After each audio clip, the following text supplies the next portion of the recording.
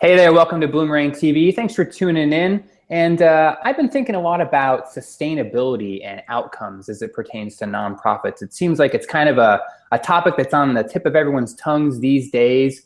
And I thought I would bring in someone who knows a lot about that. He's kind of my go-to guy for all things organizational development. He's been a guest on Bloomerang TV already, and I'm glad to have him back. JDLevy. Jamie, how's it going? Very well, thank you.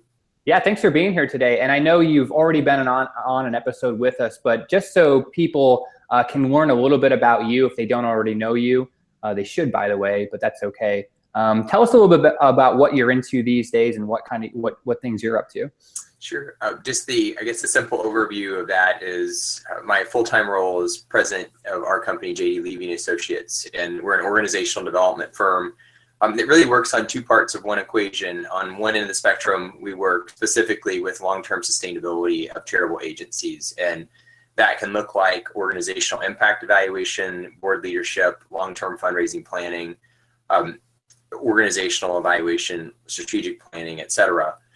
And on the other end of the spectrum, we work with individual philanthropists and grant makers and family foundations in that mix to help them understand and define the kind of social change that they want to drive, and then to build the structures to enable them to do that. And both of those worlds obviously come together because they're in the same sandbox. And then my side hat is I do teach as well at Indiana University in a number of these topics as well, and have for quite a while. Very cool. I knew you were the guy to talk to about sustainability. And speaking of sustainability, what does that even mean? It seems like that's a buzzword kind of phrase that people throw around, and it seems like there's a lot of different definitions or presuppositions about what that means in terms of a nonprofit. What to you is sustainability as it pertains to a nonprofit organization? It's a great question. And to your point, the definitions are a dime a dozen, it seems, on what this word means. And I think when we talk about sustainability, we have to look at first what matters to a charitable agency, and is our highest priority whether or not money comes in the door, or is the highest priority whether or not we're creating community value. And sustainability, in my perspective, has to be defined in accord to the greatest truth of the organization, which is whether or not we're creating community value and community change.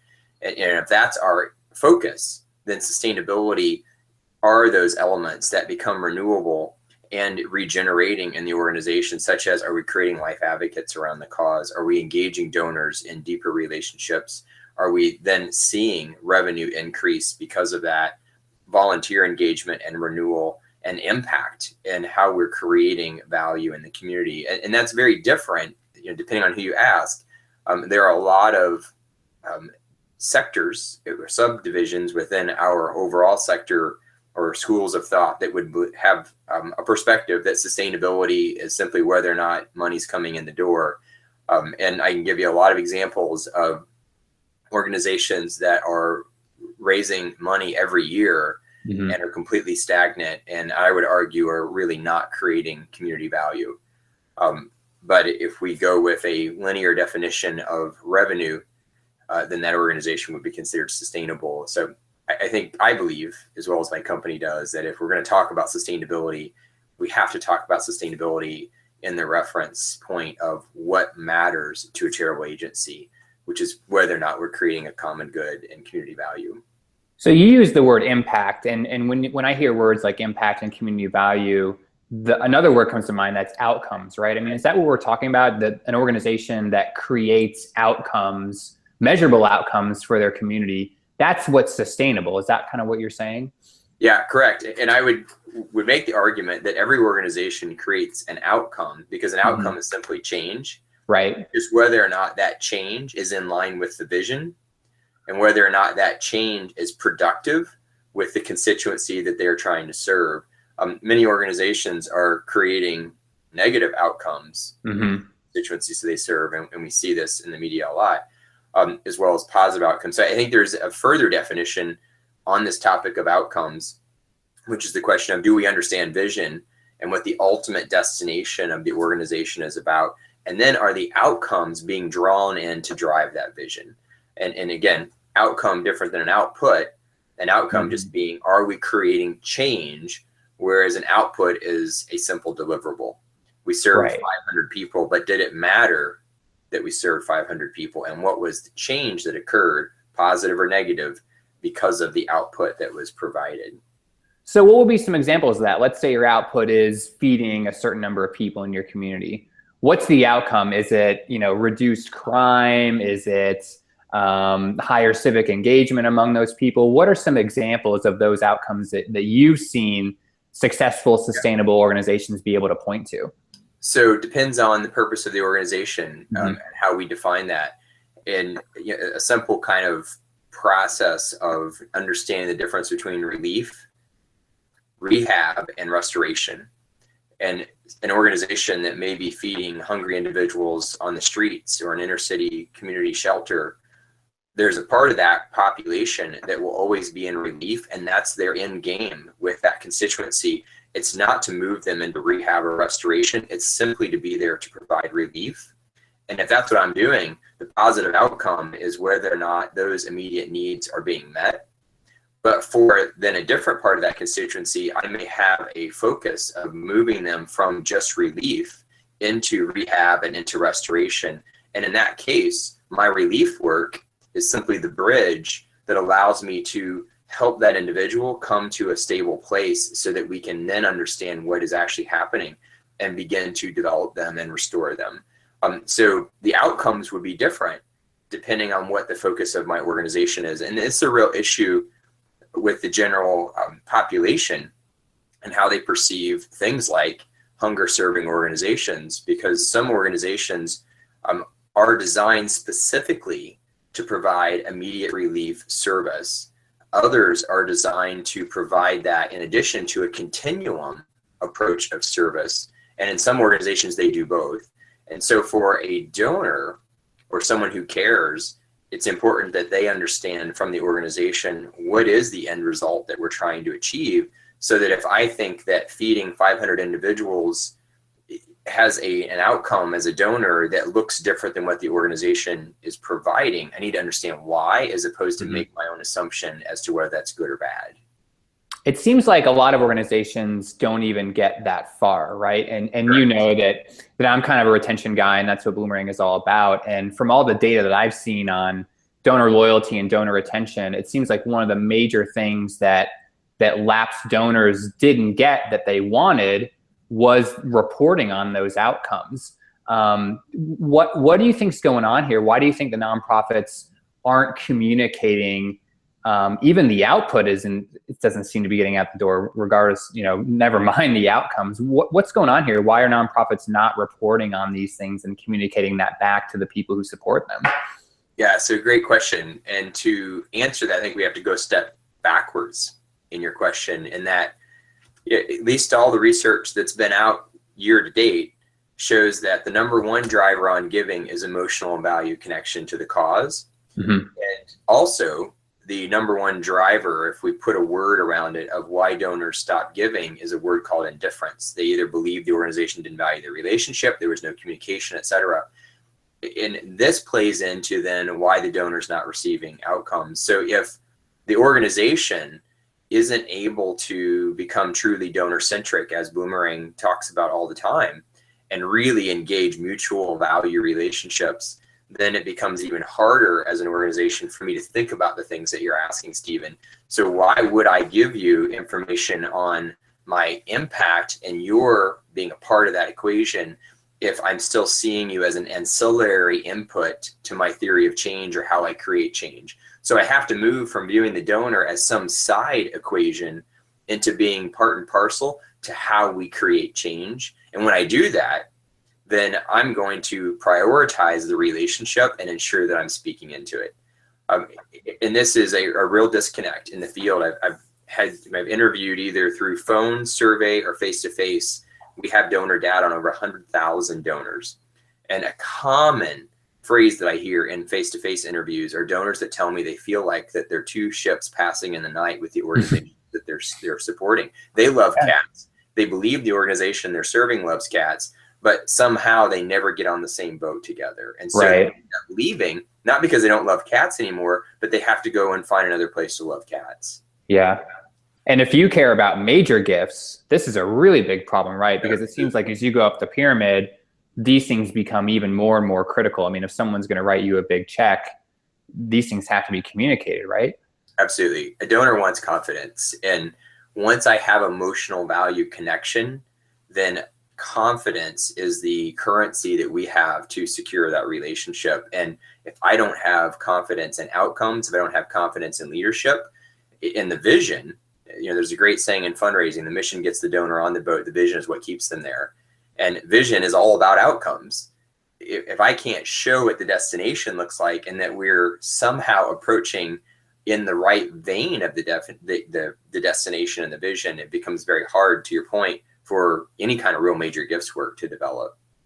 So how can an organization improve this? They believe everything they've heard over the last 10 minutes or so. Is it strategic planning? Is it cultural? What are some, real tangible things that an organization can do to start turning this whole thing around? Your latter comment, cultural, I can do strategic planning and end up with a very tactically oriented plan that does nothing to drive vision in the organization. And we see it all the time.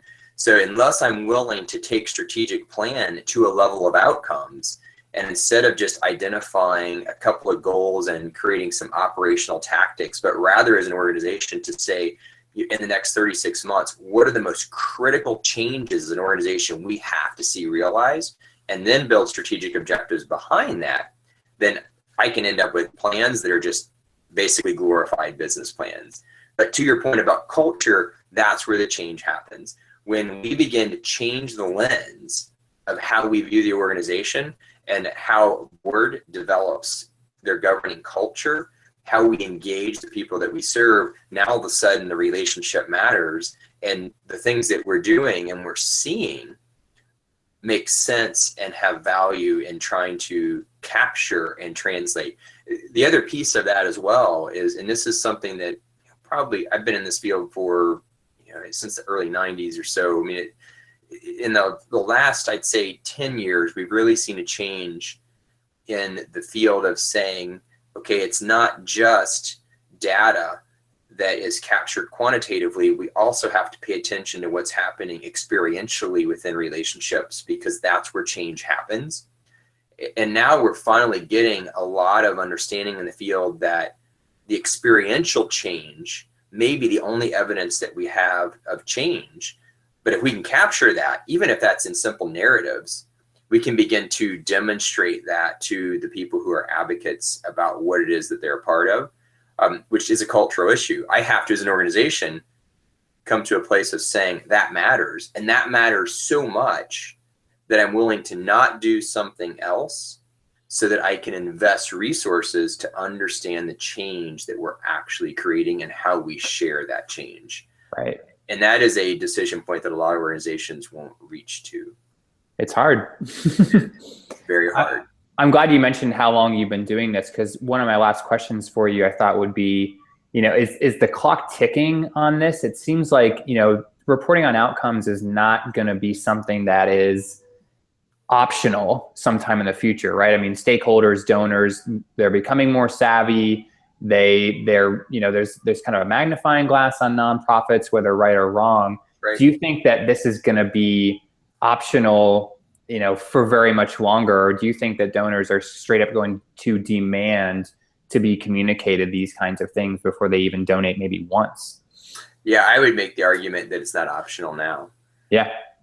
There's such a polarization in the field, and that starts with an understanding of donor relationship. And we see organizations that are being segmented now, and donors that are self-selecting where they can engage relationship and that they can understand the value that's being created. When you factor that into each successive generation of donors and volunteers now give to fewer organizations, but they're giving at the same levels historically, just to fewer organizations, because they're going deeper in relationship. And this is tremendously evidenced by the millennials. We see that in their giving behaviors and their engagement behaviors. Yeah. Yes, it's definitely going to continue to increase, but I would say that it's not optional at this point. And I say that from the perspective of I've trained over 25,000 people in this field, work with lots of individual donors as clients in our major or our private family foundations and foundation work, as well as with service providers. And that's the world that I love, and it's where I live. And I would say from that experience, to your point, that I may get on the boat first emotionally, and that is why 90% of giving decisions happen first because of an emotional value connection. But once I'm on the boat, I have to understand value. And if I can't see value, I don't stay on the boat. I would say we're there. It's going to continue to be emphasized more and more, but as a field, I think we're there. But not everyone would agree with that, and that's okay. I agree. Well, Jamie, this was awesome. I really appreciate you hanging out with us and sharing your thoughts. Where can people learn more about you? Maybe read some of your writings or blog, newsletter, any of that good stuff you can share? Yeah, sure. Easiest is just to go to our website, and that's just JD as in David, LEV as in Victor, Y, associates.com. So just JDLevy Associates.com. And they can access lots of information and contact us if they have questions. Cool. We'll link to all that. Thanks, Jamie. This was great. Thank you. Go on out there, start reporting on outcomes. It's important, right? Sure is. All right. Well, thanks for tuning in. Be sure to check out other great Bloomerang TV episodes. There's, in fact, another episode with Jamie talking about a whole different topic. Obviously, he's super smart, but we'd love for you to watch more. But hopefully, you'll catch us on the next episode. So take care. We'll talk to you again soon.